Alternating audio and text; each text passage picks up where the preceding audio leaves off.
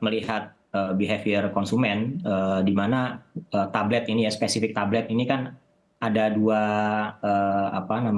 memiliki dua spesifikasi yang mengarah ke smartphone tadi pertama, yang kedua menyerupai PC tapi lebih praktis. Nah, memang tergantung kebutuhan masyarakat ke depan seperti itu. Tapi yang pasti adalah kalau misalnya masyarakat memang membutuhkan smartphone, nah tentu saja dia memilih smartphone yang dinilai lebih praktis ya. Ketika pandemi itu kan memang yang meningkat smartphone sebenarnya.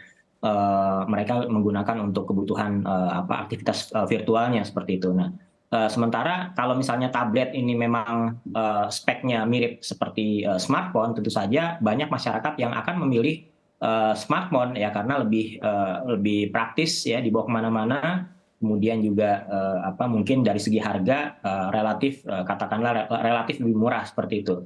Nah, kalaupun saat ini strategi yang digunakan vendor adalah ya tadi menghabiskan barang dari gudang sebelum memproduksi yang baru. Nah, tentu saja masyarakat sebenarnya menunggu ya. Bisa jadi masyarakat menunggu apa inovasi tablet ke depan yang memang memberikan daya tarik ketimbang mereka memilih smartphone seperti itu.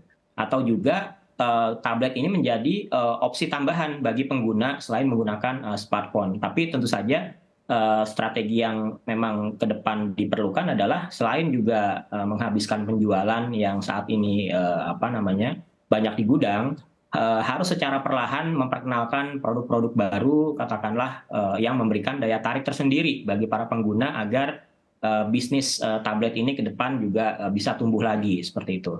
Ini yang Baik, perlu dilakukan seperti itu. baik, terima kasih Pak Heri. Pertanyaan yang sama buat Mbak Vanessa. Ini kan tadi kita sudah mendengar analisis Anda bahwa sebelum pandemi tablet penjualannya kurang baik. Pas pandemi juga tidak terlalu signifikan. Pasca pandemi juga tidak signifikan. Apakah ini menjadi tanda bahwa pasar tablet ini akan hilang di Indonesia maupun global? Kalau dari analisis Anda, silakan Mbak Vanessa.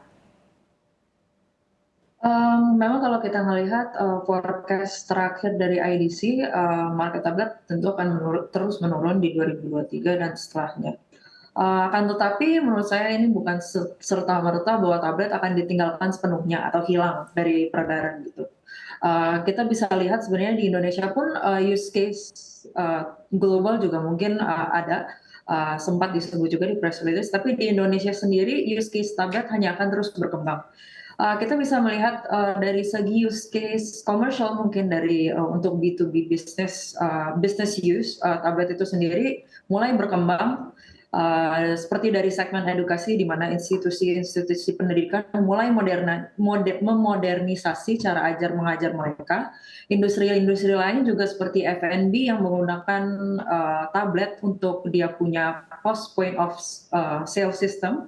Ada juga industri financial untuk branchless banking yang atau mendukung operasional sehari-hari mereka, dan lain-lain dari industri lain juga tentu ada use case-nya masing-masing, dan saya rasa tablet akan terus ada untuk mengisi spesifik need yang ada di tiap industri itu sendiri. Untuk konsumen juga walaupun memang disebutkan juga di press release tablet use di Indonesia juga lebih ke entertainment kan sebenarnya.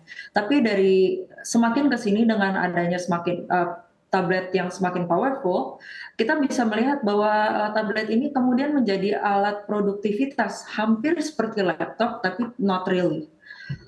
Untuk beberapa profesional-profesional yang ada di profesi tertentu. Transisi ini akan terus terjadi ke depannya, dan mungkin kata yang tepat bukanlah tablet yang ditinggalkan, melainkan use case tablet yang akan terus berkembang dari sini. Hal penting di sini adalah bagaimana vendor bisa memposisikan dan beradaptasi dengan kebutuhan masyarakat dan bisnis-bisnis yang ada di Indonesia ini tersebut. Berarti bisa disimpulkan strategi bagi vendor-vendor produsen tablet ini adalah untuk mencari celah antara gap teknologi antara handphone dan juga laptop. Yang pertama tadi yang Anda sebutkan. Yang kedua adalah bagaimana caranya mereka harus bekerja sama dengan industri-industri lain seperti yang Anda sebutkan di industri jasa dan juga F&B. Seperti itu Mbak Vanessa. Bukan bekerja sama, karena kan sebenarnya mereka adalah vendor, they sell something to businesses gitu kan. Jadi di sini kita tidak bisa melihat pasar tablet itu adalah konsumen seperti kita sendiri, tapi juga to businesses. Jadi maksud saya ada peluang di situ dan bukan cuma di masyarakat luas saja. Commercial Baik. adoption-nya juga masih. Baik, ini kan kalau dari data tadi dari tablet turun, kemudian handphone pun menurun. Jadi sebenarnya pasar ini lagi lari kemana sih, Mbak Vanessa? Kalau dari IDC sendiri melihatnya akan kemana nih pasar condongnya? Ke produk apa?